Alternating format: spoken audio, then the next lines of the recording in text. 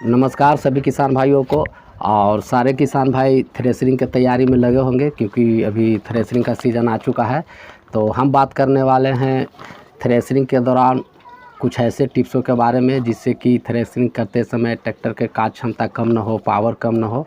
और दूसरा टिप्स कि थ्रेशरिंग के दौरान बहुत सारे ट्रैक्टर में समस्या आने लगते हैं ओवर हीटिंग का और ट्रैक्टर ख़राब होने लगते हैं। तो हम पहले से दूसरों कामों में ट्रैक्टर को चलाते हैं तो कोई उसमें हीटिंग का प्रॉब्लम नहीं आता है, हीटिंग का समस्या नहीं आता है। लेकिन जैसे ही थ्रेशरिंग के कार्यों में ट्रैक्टर को लगाते हैं, ठीक शुरू करते हैं, जैसे ही ट्रैक्टर के हीटिंग का समस्या भी शुरू हो जाता है और बहुत सारे ट्रैक्टर ख़राब भी हो जाते हैं। और बहुत सारे किसान भाई का ट्रैक्टर का इंजन सीज भी हो जाता है जिससे कि मोटी लागत, बहुत बड़ा नुकसान का सामना करना पड़ता है। तो आज हम उन्हीं सब टिप्सों के बारे में बात करेंगे कि किन किन टिप्सों को, किन किन बातों को हमें ध्यान रखना चाहिए जिससे कि ट्रैक्टर थ्रेशरिंग के दौरान ख़राब ना हो और ट्रैक्टर के कार्य करने की क्षमता कम ना हो। तो आज का वीडियो बहुत ही नॉलेजेबल और शानदार होने वाला है। वीडियो में लास्ट तक बने रहें और चैनल पर नए हैं तो एक बार चैनल को सब्सक्राइब कर लें क्योंकि ट्रैक्टर से संबंधित मैकेनिकल वीडियो इस चैनल पर मिलता है और आगे भी मिलता रहेगा। और लाइक कमेंट करके बताएं कि आपको वीडियो कैसा लगा और शेयर भी करें ताकि हर किसान भाइयों को भी इसकी नॉलेज और जानकारी मिले। तो पहले टिप्सों में हम बात करेंगे उन टिप्सों के बारे में जिससे कि ट्रैक्टर के थ्रेशरिंग के दौरान कार्य करने की क्षमता बढ़ा रहे, पावर कम ना हो। तो सबसे पहले नंबर 1, थर्मोस्टेट बल्ब को न निकालें क्योंकि थर्मोस्टेट बल्ब का काम होता है टेम्परेचर को मेंटेन करना। और थर्मोस्टेट बल्ब इंजन के हेड के आसपास में लगा होता है जो कि जहां से इंजन के गर्म पानी, हीट पानी रेडिएटर में ठंडा होने के लिए जाता है, ठीक उसी रास्ते में रेडिएटर और इंजन के बीच में थर्मोस लाइन में एक थर्मोस्टेट बल्ब लगा होता है।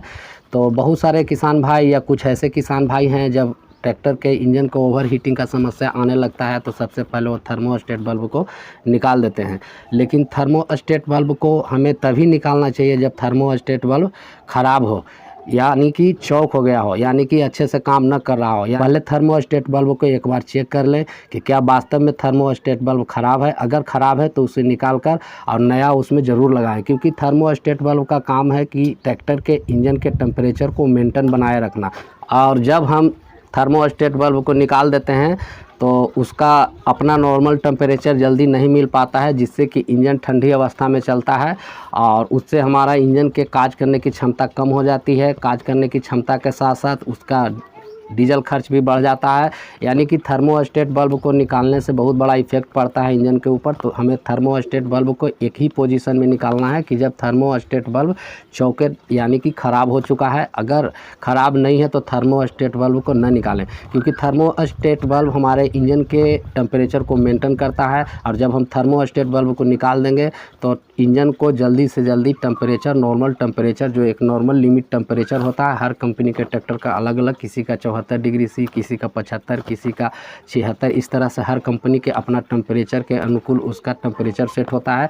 तो जब हम इसका टेम्परेचर मेंटेन नहीं हो पाएगा, इंजन ठंडी अवस्था में चलेगा तो हमारा ट्रैक्टर का कार्य करने का क्षमता कम हो जाएगी। हम ट्रैक्टर का पूरा पावर को तभी उपयोग में ले सकते हैं कि जब वो अपना नॉर्मल टेम्परेचर बना ले। और ट्रैक्टर हमें तभी अपना पूरा पावर अपने कार्यों में हमें दे सकता है कि जब तक वो नॉर्मल टेम्परेचर पे आ जाए। जब तक वो अपना नॉर्मल टेम्परेचर पे नहीं आता है तब तक वो हमें अपना पूरा पावर कार्यों में नहीं दे पाएगा। तो हमें थर्मोस्टेट बल्ब को नहीं निकालना है, एक ही पोजीशन में निकालना है कि जब थर्मोस्टेट बल्ब ख़राब हो।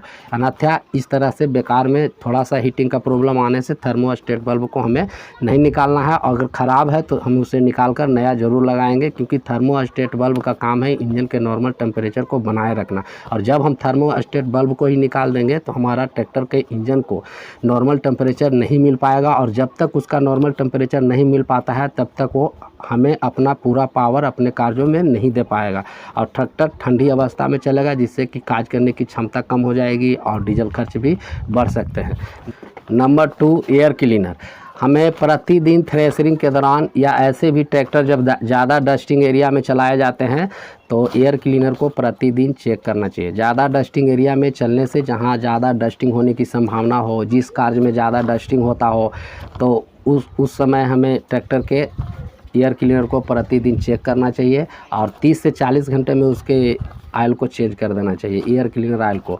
तो ये जब हम थ्रेशरिंग के दौरान ट्रैक्टर को चलाते हैं तो उसमें बहुत ज़्यादा डस्टिंग होते हैं, तो हम एयर क्लीनर को प्रतिदिन चेक करेंगे और उसके अनुकूल उसके चौक के हिसाब से उसे हम उसके ऑयल को 2 या 3 दिन में चेंज कर देंगे, क्योंकि ज़्यादा डस्टिंग एरिया में ट्रैक्टर्स को चलने से एयर क्लीनर चौक होने के चांसेस बढ़ जाते हैं और जाम भी हो जाते हैं, जो कि ट्रैक्टर के हवा के साथ जब ट्रैक्टर सक्शन करता है तो उसके हवा के साथ में छोटे छोटे कण जो बहुत सारे डस्टिंग के समय भूसा थ्रेशरिंग के समय भूसा होते हैं, वो भूसा एयर क्लीनर में चले जाते हैं और एयर क्लीनर को जल्दी से जल्दी चौक कर देती है, जिससे कि इंजन को सक्शन करते समय यानी कि सक्शन के दौरान इंजन को पूरी मात्रा में हवा नहीं मिल पाता है, जिससे इंजन के काज करने की क्षमता कम हो जाती है और काज करने की क्षमता कम के साथ साथ इंजन लोड लेने की कैपेसिटी भी कम हो जाती है।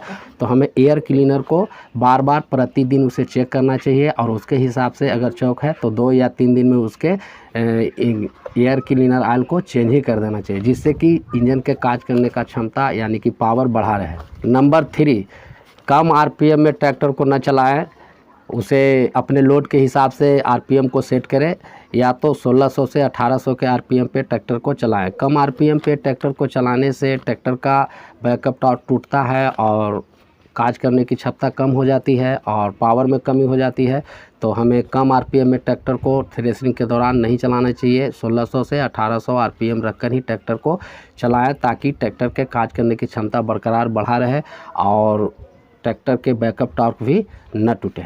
चौथे नंबर, थ्रेशरिंग के दौरान थ्रेशर में बराबर मात्रा में गांठ को डालें, यानी कि गेहूं के जो गांठ होते हैं वो बराबर मात्रा में ज़्यादा डालें, ताकि इंजन का काज क्षमता बना रहे और इंजन का काज क्षमता न बिगड़े। बहुत सारे ऐसे किसान हैं जो कि उसमें ऐसे गांठ को डालते हैं कि ट्रैक्टर तक बंद हो जाता है उसका इंजन तक, तो उस तरह से गांठ को न डालें, बराबर मात्रा में डालें, ताकि ट्रैक्टर के काज करने का क्षमता बढ़ा रहे और उसका पावर बना रहे, पावर में कोई कमी काज करते समय न हो और उसका स्पीड का रोटेशन न बिगड़े।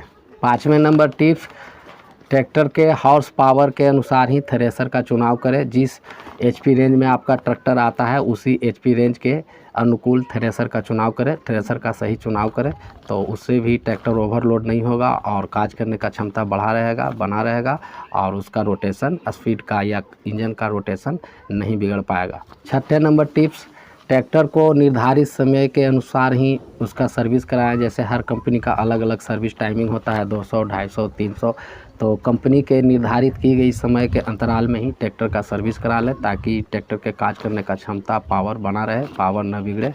तो आज हम लोगों ने अभी पहला टिप्स में बात किया और पहला टिप्स में हम लोग जाने कि किन किन टिप्सों को ध्यान देना चाहिए थ्रेशरिंग के समय, जिससे कि ट्रैक्टर के काज क्षमता पर कोई प्रभाव न हो, काज करने की क्षमता कम न हो और काज करने की क्षमता बरकरार बना रहे। अब दूसरे टिप्स में हम लोग जानेंगे कि ट्रैक्टर क्यों ख़राब होते हैं थ्रेशरिंग के दौरान और हीटिंग का प्रॉब्लम क्यों आता है ज़्यादातर थ्रेशरिंग में ही, और ट्रैक्टर को अलग से कोई दूसरा काम में हम चलाते हैं तो हीटिंग का प्रॉब्लम नहीं आता है, और जैसे ही थ्रेशरिंग का काज शुरू करते हैं तो हीटिंग का समस्या भी शुरू हो जाता है।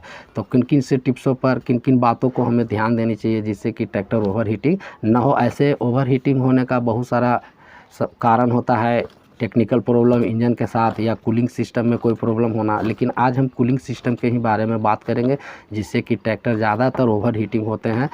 और थ्रेशरिंग के समय बहुत सारे किसान भाई का इंजन ख़राब हो जाते हैं, सीज हो जाते हैं, जिससे कि बहुत ज़्यादा नुकसान का सामना करना पड़ता है।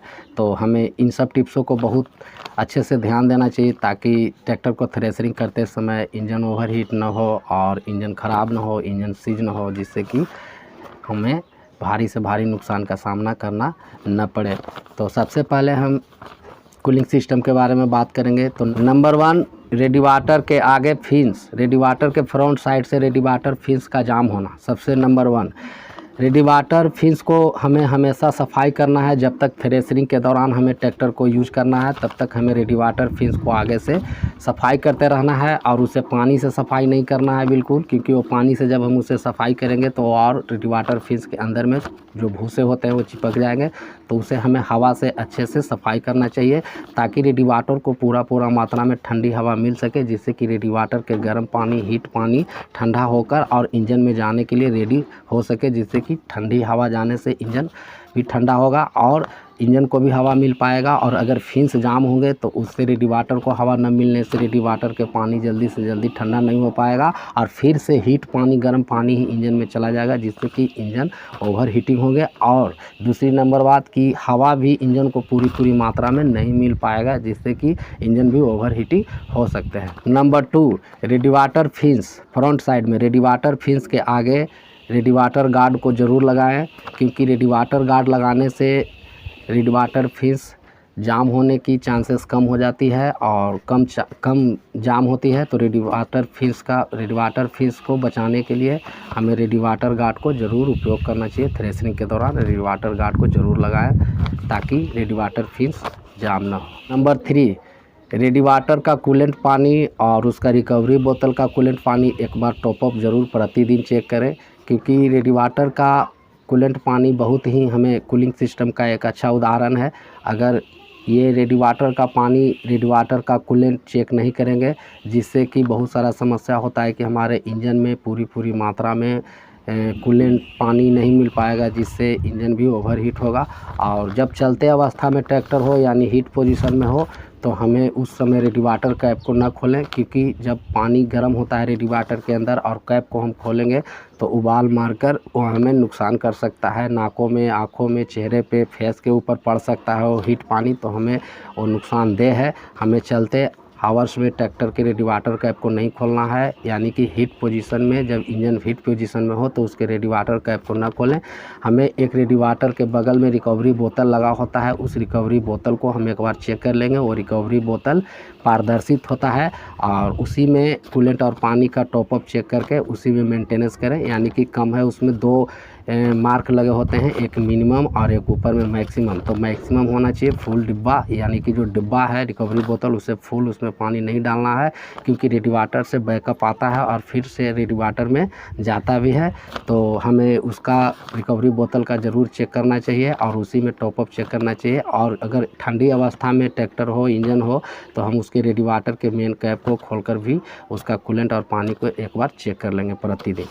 नंबर 4, ट्रैक्टर को हवा के विपरीत दिशा में खड़ा करें थ्रेशरिंग के दौरान, ताकि इंजन को पूरी मात्रा में हवा मिल सके और जो भूसे हैं वो थ्रेशर के पीछे की ओर चला जाए, जिससे कि आगे कम से कम आए और हमारा रेडिएटर का फिन्स जाम ना हो और एयर क्लीनर भी जाम ना हो। नंबर 5, फैन बेल्ट के तनाव का फ्री प्ले एक बार ज़रूर एडजस्ट कर लें, क्योंकि अगर फैन बेल्ट लूज होगा तो पानी का सर्कुलेशन अच्छे से इंजन के अंदर नहीं हो पाएगा। तो फैन बेल्ट का फ्री प्ले एक बार ज़रूर चेक कर लें, ताकि इंजन के अंदर पानी का सर्कुलेशन अच्छे से हो पाए। और नंबर 6, बहुत सारे किसान भाई इंजन को अपने अनुकूल चेक करते हैं कि हमारा इंजन ओवर हीटिंग हो रहा है। बहुत सारा ऐसा थ्रेशरिंग के समय में समस्या आता है कि बहुत सारे किसान भाई कहते हैं कि हमारा इंजन ओवर हीटिंग होता है। तो ओवर हीटिंग को हमें देखने के लिए, चेक करने के लिए उसमें टेम्परेचर मीटर दिया हुआ है, हमें टेम्परेचर मीटर को ही देखना चाहिए, न कि ट्रैक्टर के इंजन को। तो बहुत सारे किसान भाई ट्रैक्टर के इंजन को हाथ से देखते हैं और वो समझते हैं कि इंजन बहुत ज़्यादा ओवरहीट हो रहा है, यानी कि अपने अनुकूल से, अपने हिसाब से उसे चेक करते हैं कि ये बहुत ज़्यादा हीट है। तो इस तरह से चेक ना करें, उसके लिए उसका कंपनी ने टेम्परेचर मीटर दिया है और एक बार टेम्परेचर मीटर को देख लें। उसमें 2 जोन बने होते हैं, एक ग्रीन जोन और एक रेड जोन। तो अगर ट्रैक्टर का टेम्परेचर मीटर रेड जोन में चला जाता है, रेड एरिया में चला जाता है, तो ही समझे कि हमारा ट्रैक्टर ओवर हीटिंग हो रहा है। अन्यथा हर समय अपने अनुकूल के हिसाब से उसे चेक न करें। तो हमें टेम्परेचर मीटर को देखना है और हर समय नज़र में रखना चाहिए कि हमारा टेम्परेचर मीटर कितना है। टेम्परेचर मीटर ही बता पाएगा। अगर टेम्परेचर मीटर ख़राब है तो उसे एक बार ठीक करा लें, चेंज कर दें, ताकि थ्रेशरिंग के दौरान टेम्परेचर का समस्या बहुत आता है, जिससे कि ट्रैक्टर बहुत सारे सीज भी हो जाते हैं और बहुत सारे किसान भाई को भी इसका नुकसान सहना पड़ता है न जानकारी के अनुभव होने के कारण। तो हमें टेम्परेचर मीटर को चेक करें और जैसे ही अगर ग्रीन एरिया में है तो हमें कोई समस्या नहीं, ट्रैक्टर को चलते रहने देना है, उसमें कोई डरना नहीं है। और अगर जैसे ही रेड एरिया में टेम्परेचर मीटर चला जाता है, रेड एरिया में चला जाता है, तो हमें ट्रैक्टर को बहुत सारे किसान भाई जल्दी से डर जाते हैं और एकदम से ट्रैक्टर को स्टॉप कर देते हैं, इंजन को बंद कर देते हैं। तो इस तरह से हमें नहीं करना है, क्योंकि हमें धैर्यपूर्वक से काम लेना है, अगर हिम्मत से काम लेना है। अगर ट्रैक्टर का टेम्परेचर मीटर रेड एरिया में चला जाता है, रेड लोकेशन में चला जाता है, तो हमें ट्रैक्टर को तुरंत बंद नहीं करना चाहिए।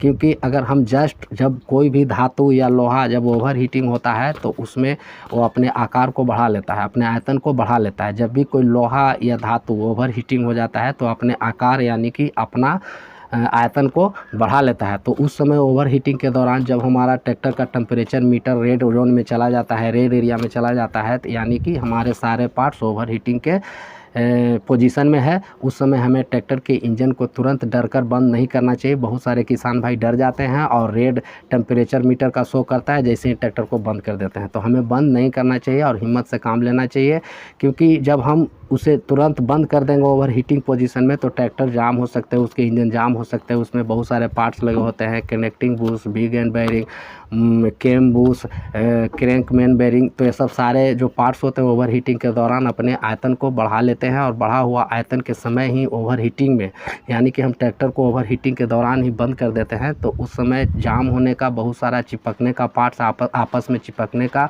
और आपस में पार्ट्सों का जाम होने का समस्या बहुत ज़्यादा चांसेस बना हुआ होता है और जाम भी हो जाता है। इसी को हम इंजन सीज भी कहते हैं।